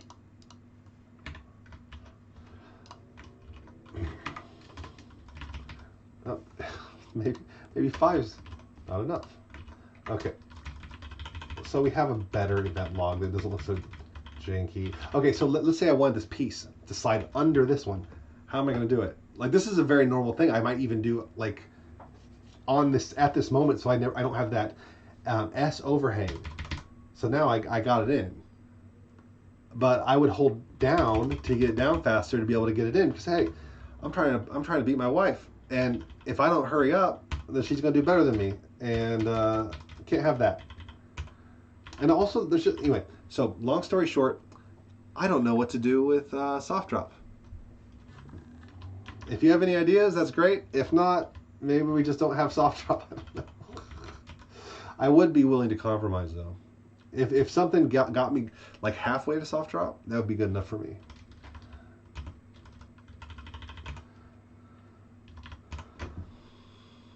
Okay, well, I guess amazingly we got through way more features than I see. This is the thing though. Once you get a decent design under you, I mean, I'm not saying this design's great. Once you get a decent design under you, I just love how quickly everything falls together, comes together. Man, I wish that gray was really darker. I wish that gray was darker. Show the upcoming. Yeah, that's a good one. next Tetramino. And so how would I do that? We have the 7 bag, and we're drawing it.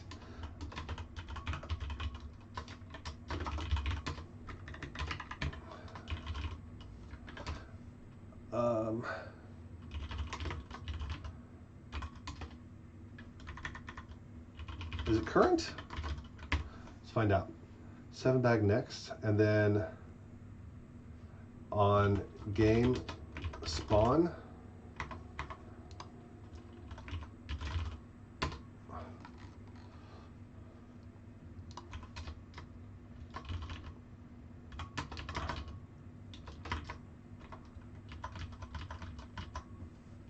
public function next. Oh, it's on the freaking interface.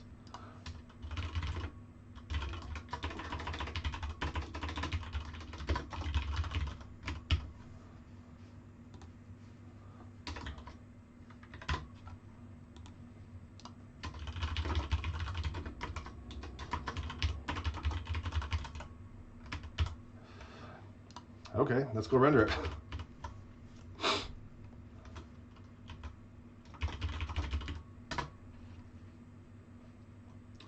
I don't want it over there, thank you. Okay, so when we spawn, that's where we do it. Tetramino. Add property, private Tetramino. Initialize it to null. Oh, this is so dirty. This is so game devy. It's funny how like. Ugh.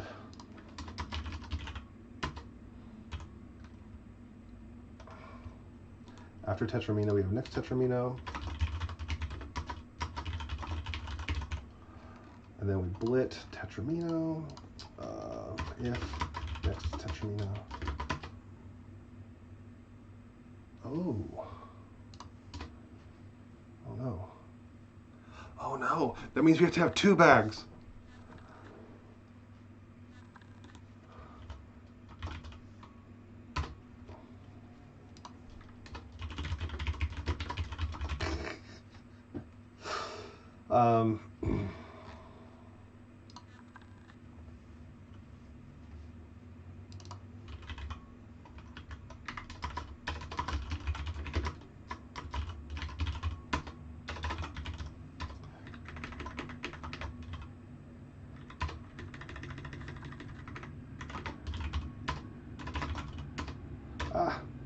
Okay. All right.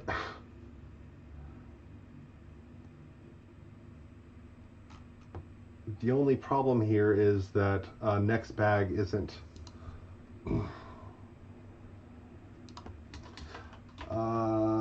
Wow, this should really be written better.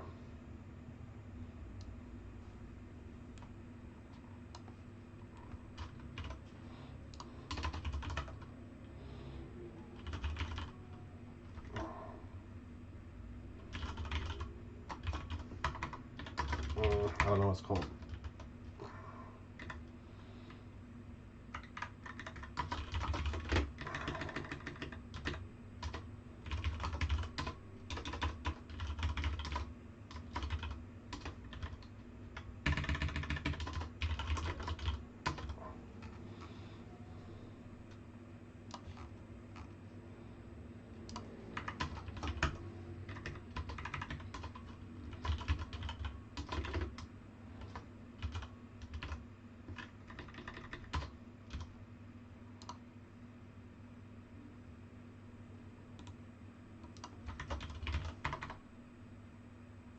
Oh, that's not what I wanted.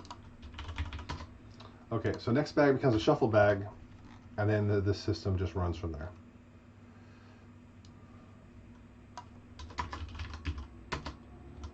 Does that make sense? Did I do it right?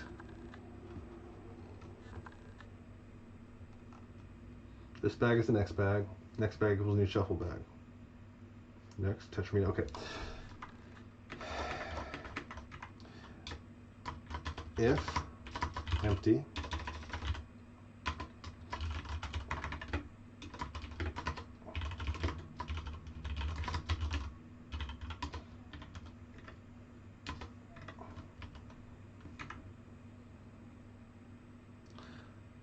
I think this is okay.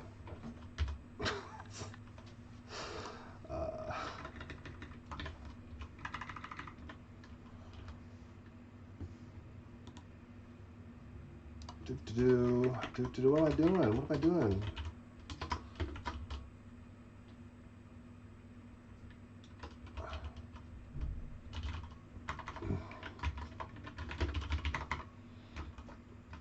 Okay. So here's what I'm doing. If there's an extra tetramino, then let's render it. And not minos in matrix space. We don't care about matrix space all of a sudden.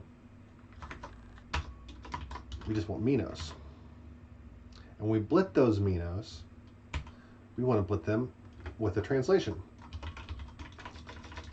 The idea is those minos are in SRS space. So it's like either a 3x3 grid or a 4x4 grid. And we're blitting in, let's see here, there's the frame, the matrix. Let's just throw a number out. Let's just say 12 and 5. And I don't know what's going to happen. It's going to override stuff. I get that. Or actually it's just going to break because I clearly didn't do something right. I don't know what. 34. New 7 bag. Called a private constructor. Yeah, I do normally make my constructors private.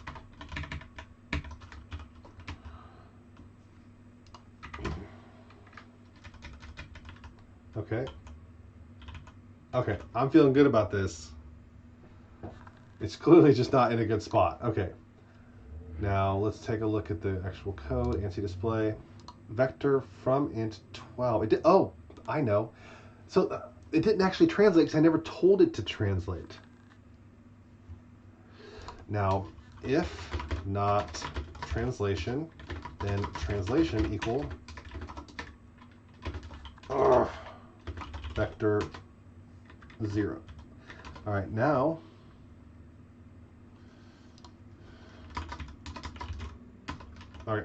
now we translate everything.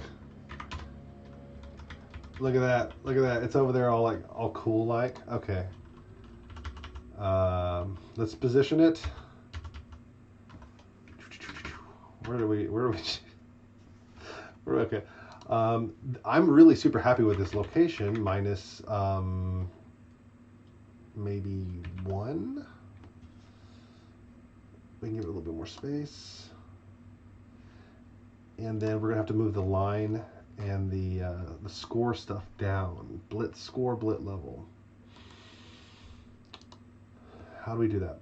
Like, how about 2? So this is 11, this is 12, this is 9, this is 10.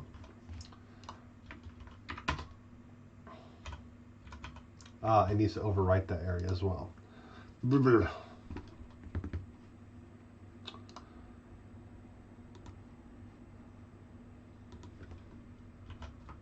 ANSI display is fine. I'm still not super into its location though. I thought it was going to be better, but I guess I wasn't accounting for the variance in size of the shapes. So let's go to 14 and just see if it's in the right spot. Oh my gosh, the line is gigantic. Realistically, what?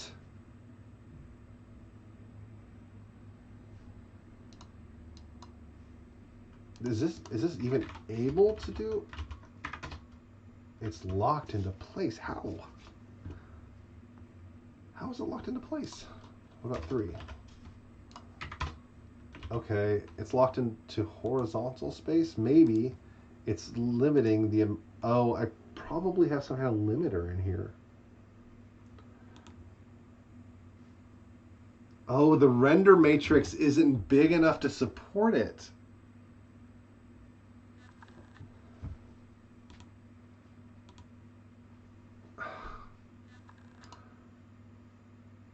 Okay, so let's find the array fill. Okay, I want to go x plus let's say 5 plus 5. I forgot that I did the whole render matrix as a display buffer thing. Okay. 85 is excessive.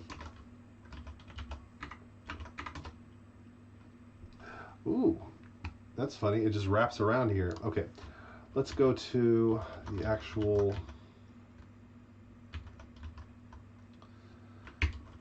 blit score. No, let's do blit tetramino. No.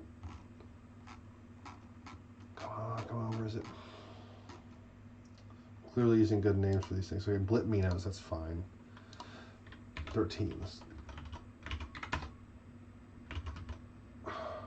13. 11. Nope. 12. Oops. Okay. It's still, of course, it's still dirty over there, but that's okay. Cool.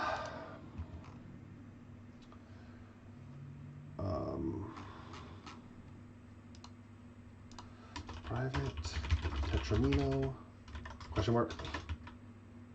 No. Yeah. Previous. Next. I know that sounds crazy. Previous next. Okay. Next. This blit minos. No. I just want to erase those. Clear minos. This previous next.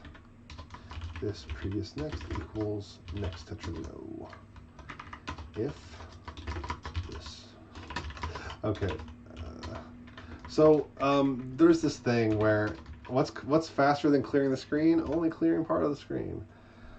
Yeah. Blit minos. And we'll use the code from blit minos to clear minos. Okay, don't need translation. Oh yes I do, dang it.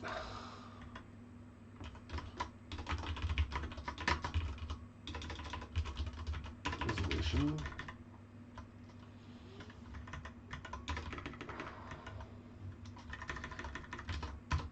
Clear next display. That's better.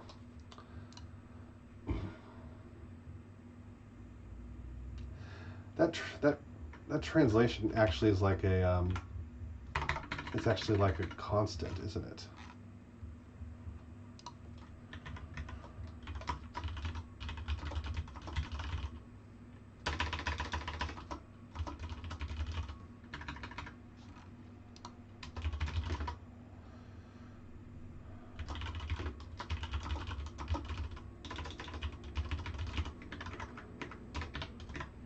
right.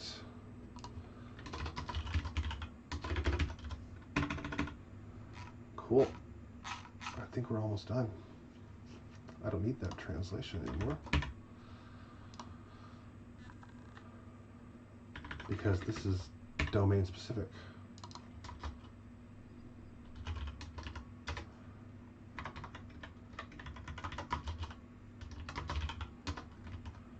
Maybe. 2234, undefined error. Oh, that makes a lot of sense.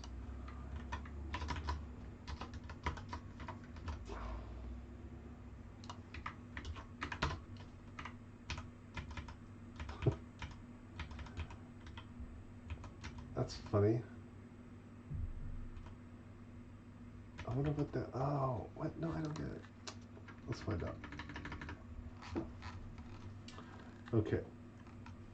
Tetramino. This is the next Mino. Actually, no. I can. Huh. I can clear the next display here. Okay. This is better. When I'm rendering the Tetramino, I can also render the previous, or clear the previous Tetramino, and then render if next Tetramino. There is a next Tetramino if there is a previous one. Okay.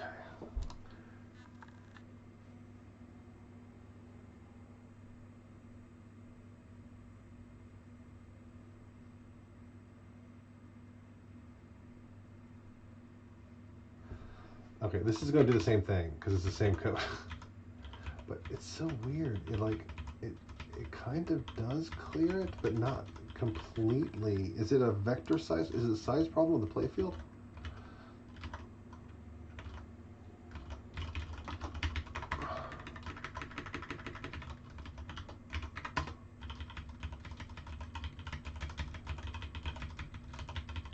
It is the size problem with the playfield. So we have the next piece now. That's pretty cool. It could use a little love because clearly, like, the score and stuff is getting torched.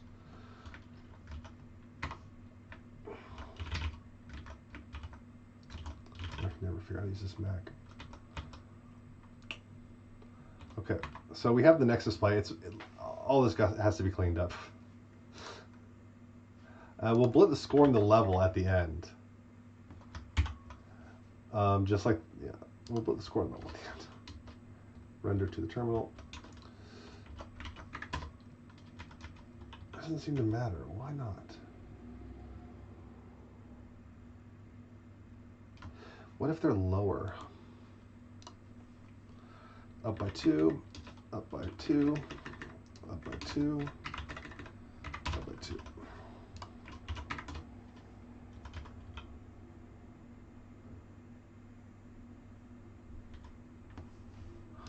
Huh. I really don't understand.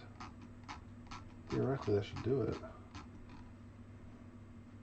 What if I don't do clear and next?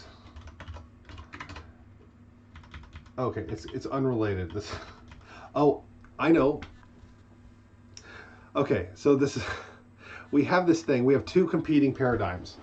We have one where we can just write anything to the screen. We have one where we can render to a canvas. When you render to the canvas, it's using this library where it's able to make squares. And the way it does that, more or less make squares, they're still rectangular, is that it prints more than one character side by side. So it has this idea of a character matrix, but then when it goes to print it out, it actually builds arbitrary stuff. So if we have this canvas rendering every frame, we don't have to have the canvas rendering every frame, actually, because oh my gosh, this is so cool. Hold on, this is really cool. We don't need to.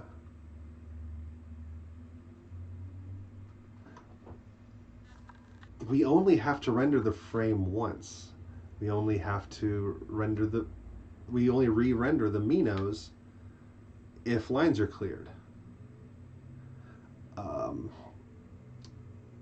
Actually, this thing, because we have the ability to erase a previous Tetramino now, so if we move a piece, we can just erase its previous location and then draw its new location and not have to refresh the entire screen. Because right now we are boom, boom, boom, like every single frame, every single 20 times a second. And because of that, I can fix this conceptually by moving it below the canvas render.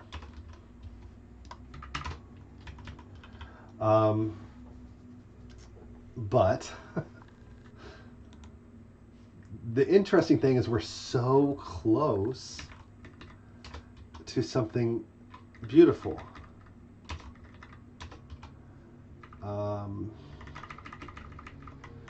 I'm not going to do it this time though. I'm going to be strong, and I'm going to keep myself from doing too much at once.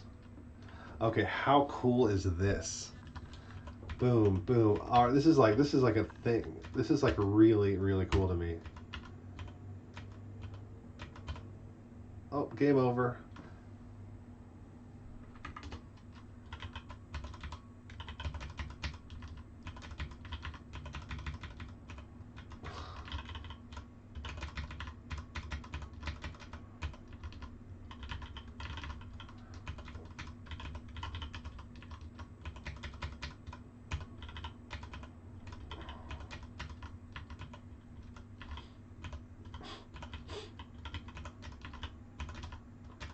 Now, I wish I had a soft drop.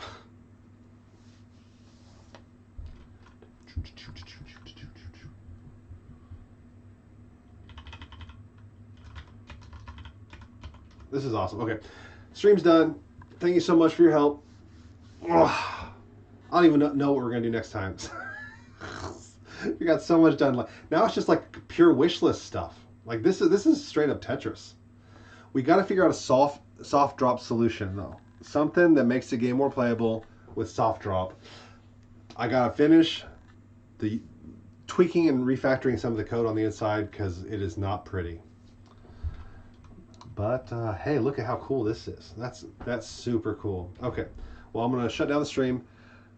Thanks for coming.